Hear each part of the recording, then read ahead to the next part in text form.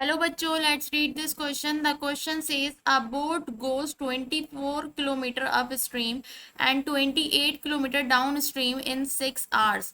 It goes 30 kilometer upstream and 21 kilometer downstream in 6 whole 1 upon 2 hours. Find the speed of the boat in still water and also the speed of stream. तो हमें boat की speed निकालनी है और stream की speed निकालनी है। Stream मतलब कि किस स्पीड से वाटर फ्लो कर रहा है। ठीक है, तो यहाँ जो हमारा की कॉन्सेप्ट है वो क्या है? की कॉन्सेप्ट हमारा इस क्वेश्चन का कि स्पीड ऑफ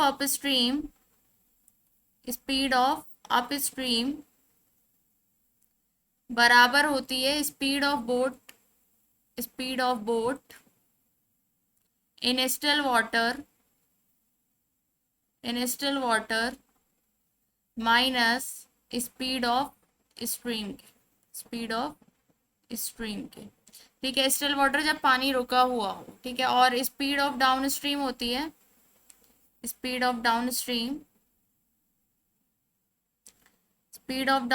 बराबर होती है speed of boat in still water plus speed of stream के। ठीक है, तो अब हम बताते हैं यहाँ पे अपस्ट्रीम और डाउनस्ट्रीम होता क्या है। अपस्ट्रीम और डाउनस्ट्रीम क्या होता है? अपस्ट्रीम होता है जैसे कि ये बोट इस डायरेक्शन में मूव कर रही है, तो वाटर का फ्लो इसकी बोट की डायरेक्शन के अपोजिट डायरेक्शन में है। उस कंडीशन को हम क्या कहते हैं? अपस्ट्रीम कहते हैं। और डाउनस्ट्रीम क्या होता है? डाउनस्ट्रीम होता है जब ये बोट हमारी इस डायरेक्शन में मूव कर रही है और वाटर भी सेम ही डायरेक्शन में मूव कर रहा है, दोनों की डायरेक्शन सेम है, तो इस कंडीशन को हम क्या कहते हैं? डाउनस्ट्रीम कहते हैं। ठीक है, तो अब मैं यहाँ सबसे पहले सपोज कर लेती हूँ, लेट द स्पीड ऑफ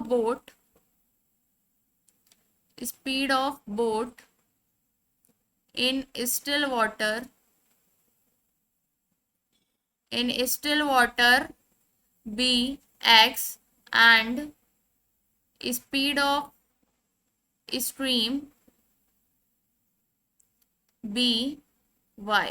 ठीक है, speed of boat in still water x मान ली और स्पीड ऑफ स्ट्रीम मैंने y मान ली। So speed of upstream क्या हो जाएगी? स्पीड ऑफ अप स्ट्रीम कितनी हो जाएगी? स्पीड ऑफ अप स्ट्रीम क्या होती है? Speed of boat minus speed of stream, तो ये हो जाएगा स्पीड ऑफ बोट x है minus speed of stream y है, तो x माइनस वाई हो जाएगी। और स्पीड ऑफ डाउन स्ट्रीम क्या हो जाएगी? स्पीड ऑफ डाउन स्ट्रीम क्या हो जाएगी? स्पीड ऑफ डाउन स्ट्रीम क्या होती है? Speed of boat in still water plus speed of stream, तो ये हो जाएगा x प्लस वाई। ठीक है, तो अब हम यहाँ पर दो केस लेते हैं। दो केस हमें लेकर सॉल्व करना है इस क्वेश्चन को। केस नंबर 1 है कि जब ये बोट अप स्ट्रीम चली हो, अप स्ट्रीम इसने डिस्टेंस कवर की हो 24 किलोमीटर, और डिस्टेंस अप स्ट्रीम में इसने कितनी डिस्टेंस कवर की हो? 24 kilometre,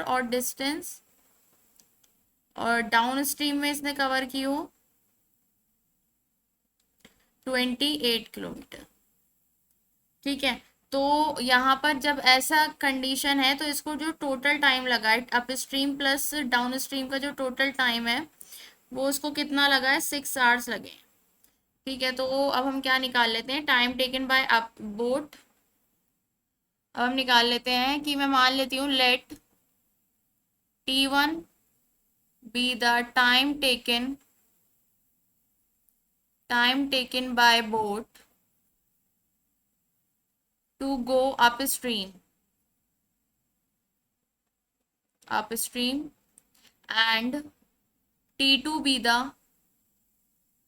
the time taken by boat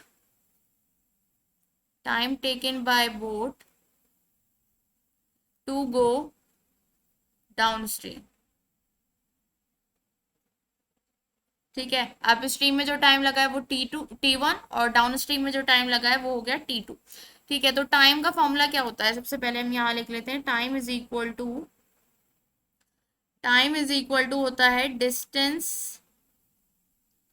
upon speed. ठीक है, तो हम यहाँ पर निकाल लेंगे टाइम की वैल्यू निकाल लेंगे। ठीक है, सो अब हम निकाल लेते हैं T1। T1 क्या हो जाएगा? T1 is equal to distance covered in upstream में जो डिस्टेंस कवर्ड हुई है upon speed of upstream. Upstream तो T1 क्या हो जाएगा? अप स्ट्रीम की डिस्टेंस कितनी है? अप स्ट्रीम की डिस्टेंस है 24 किलोमीटर और स्पीड है अप स्ट्रीम की x माइनस वाई। ठीक है, अब T2 क्या होगा? T2 होगा distance covered in downstream upon speed of downstream.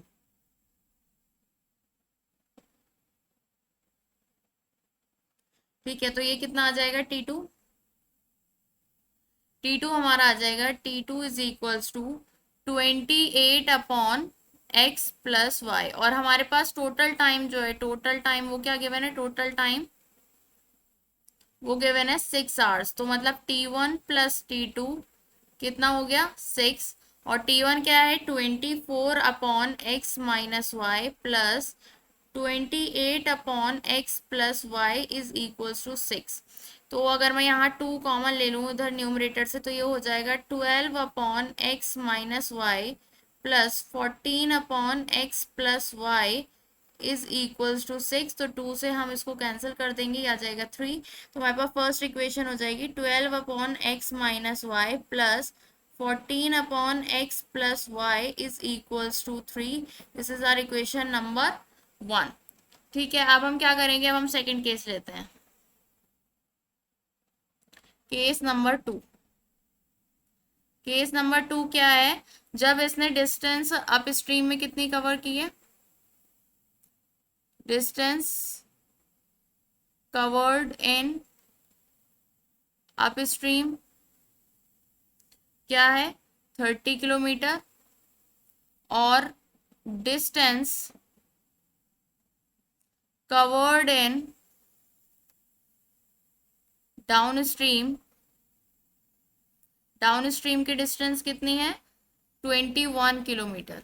तो यहाँ जो इसको टोटल टाइम लग रहा है, टोटल टाइम यहाँ उसको लग रहा है 6 होल 1/2 आवर्स, मतलब 6 12 13/2 आवर्स। इतना टाइम इसको टोटल टाइम लग रहा है। ठीक है, अब यहाँ पर हम निकालेंगे time taken by boat to go upstream and time taken by boat to go downstream. तो मैं मान लेती हूँ let TU be the time taken by boat to go upstream, and TD be the time taken by boat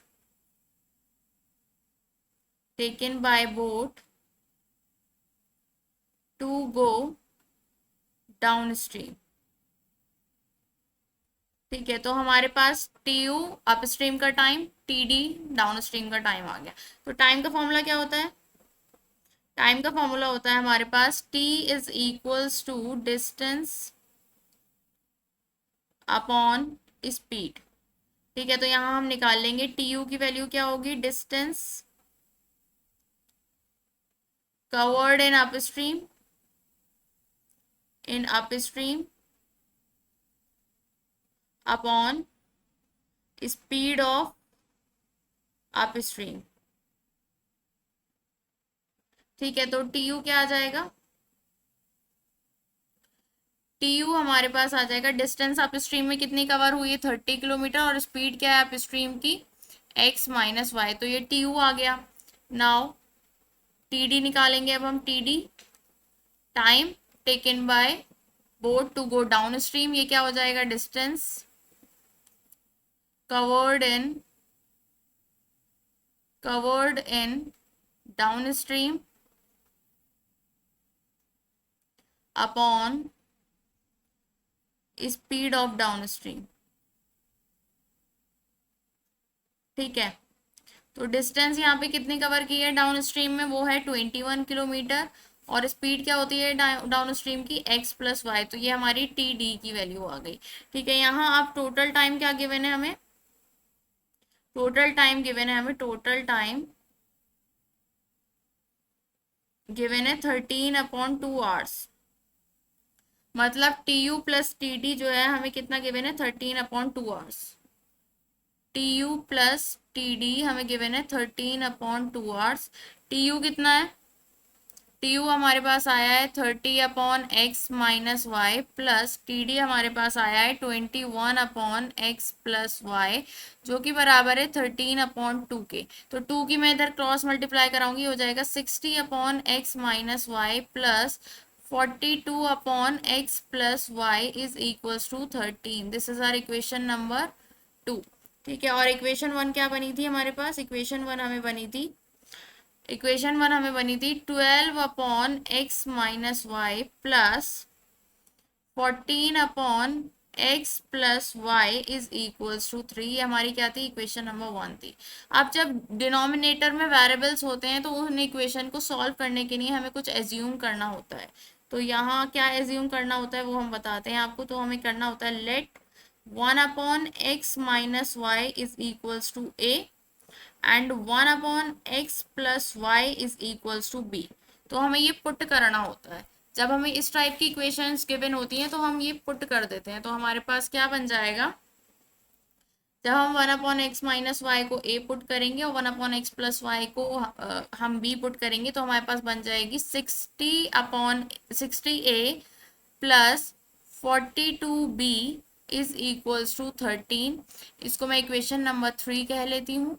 और next हमारे पास बनेगी 12a plus 14b is equals to 3। इसको मैं इक्वेशन नंबर 4 कह लेती हूँ। ठीक है, अब यहाँ पर मैं इक्वेशन 3 और इक्वेशन 4 में ये लीनियर वाले क्या है, ये लीनियर इक्वेशंस एंड 2 वेरिएबल्स हैं। यहाँ मुझे इन दोनों को सॉल्व करके ए और बी की वैल्यू निकालनी है। तो मैं किस मेथड से सॉल्व करूंगी, by using elimination method. Elimination method मैं सॉल्व कर रही हूँ इन दोनों इक्वेशंस को। ठीक है, तो यहाँ इन दोनों इक्वेशंस को लिख लो, 60a plus 42b is equals to 13, equation number 3। और क्या हो जाएगा, 12a plus 14b is equals to 3। This is equation number 4। अब मैं अगर a के साथ वाला कांस्टेंट को सेम करना चाहूँ दोनों इक्वेशन में, तो मुझे इक्वेशन 4 को 5 से मल्टीप्लाई करना होगा। तो यहाँ लिख देते हैं हम, मल्टीप्लाई इक्वेशन 4 बाय 5। तो 5 से मैं मल्टीप्लाई करूंगी तो ये हो जाएगा 60a plus 70b is equal to 15। और हमारे पास वो, अब इक्वेशन 3 उतार लेते हैं यहाँ पर, 60a plus 42b is equal to 13। अब यहाँ पर देखिए a के साथ वाले कांस्टेंट जो है सेम है और उनके साइन भी सेम है। तो मैं यहाँ क्या करूंगी, इन दोनों इक्वेशन को सब्ट्रैक्ट कर देती हूँ। ठीक है, तो यहाँ सब्ट्रैक्ट कर देते हैं हम, सब्ट्रैक्ट। जब सब्ट्रैक्ट करते हैं तो यहाँ पे साइन चेंज हो जाते हैं। पॉजिटिव का 60 ये नेगेटिव हो जाएगा, पॉजिटिव का 42 भी नेगेटिव हो जाएगा, पॉजिटिव का 13 नेगेटिव हो जाएगा। तो 60a से 60a cancel, 70b minus 42b हमारे पास आ जाएगा 28b। और यहाँ आ जाएगी ये 2। तो क्या आ गया हमारे पास, 28b इज इक्वल्स टू 2 के बराबर आ गया है। और b आ गया है हमारे पास 1/14। और b की वैल्यू क्या थी, b है हमारे पास x 1/x+y। So x plus y कितना आ गया, x plus y is equals to 14। इसको मैं इक्वेशन नंबर 5 कह लेती हूँ। ठीक है, अब क्या करेंगे हम, put the value of b in equation number, किसी भी इक्वेशन में हम पुट कर देंगे। तो मैं यहाँ लिख लेती हूँ, put the value of b, put the value of b in equation number 4। Equation number 4 में हम पुट कर देंगे। इक्वेशन नंबर 4 क्या है, 12a plus 14b is equals to 3। तो b की वैल्यू यहाँ पुट होगी, तो ये 12a plus 14/14 is equal to 3। तो 14 से 14 cancel, 12a plus 1 is equal to 3। 12a is equal to 3 minus 1 2। तो a आ गया हमारे पास 1/6, और a किसके बराबर है, 1/x माइनस वाई के। सो यहाँ x माइनस वाई की वैल्यू क्या आ गई है, x minus y is equals to 6। This is our equation number 6। और इक्वेशन 5 क्या है, x plus y is equals to, x plus y is equal to 14। x plus y is equal to 14, ये हमारी क्या है, इक्वेशन नंबर 5 है। अब equation 6 और इक्वेशन 5 को हम सॉल्व कर देंगे by using the method of elimination. By using elimination method, elimination method. ठीक है, तो इसका इस्तेमाल करके हम इन 6 और 5 को सॉल्व करेंगे और x और y की वैल्यू निकाल लेंगे। तो क्या है ये, x minus y is equal to 6 और x plus y is equal to 14। तो मैं क्या कर दूं, इन दोनों को ऐड कर दूं, तो y हमारा कैंसिल हो जाएगा। यहाँ पे नेगेटिव y है, यहाँ पॉजिटिव y है, तो ऐड कर देते हैं हम इनको। जब ऐड करते हैं तो साइन चेंज नहीं होते हैं, पॉजिटिव का x पॉजिटिव ही रहेगा, पॉजिटिव का y पॉजिटिव ही रहेगा, पॉजिटिव का 14 पॉजिटिव ही रहेगा। तो y माइनस का y प्लस का y cancel, x plus x 2x is equals to 20। तो x कितना आ गया है हमारे पास, 10। x क्या था हमारे पास, x आ गया हमारे पास 10। अब मैं क्या करूंगी, put the value of x in equation number 6। Put the value of x in equation number 6 में हम x की वैल्यू रख देंगे, तो क्या आ जाएगी हमारे पास, इक्वेशन नंबर 6 क्या है, इक्वेशन नंबर 6 है x minus y is equal to 6। तो यहाँ x की value 10 minus y is equal to 6। तो y कितना हो जाएगा, y हो जाएगा 10 minus 6 is equal to y। तो यहाँ y की वैल्यू क्या आ जाएगी, y is equals to 4। x की वैल्यू आ गई है 10 और y की आ गई है 4। तो x is equals to 10 kilometre per hour. क्या थी x की वैल्यू, speed of boat, speed of boat in still water. और y की वैल्यू कितनी आई है, y की वैल्यू आई है 4 किलोमीटर पर आवर। ये क्या है, speed of stream. Okay, so the final answer is x is equal to 10 kilometer per hour is the speed of boat in still water, and y is equal to 4 kilometer per hour is the speed of stream. Hope you understood it well. Best of luck. Thank you.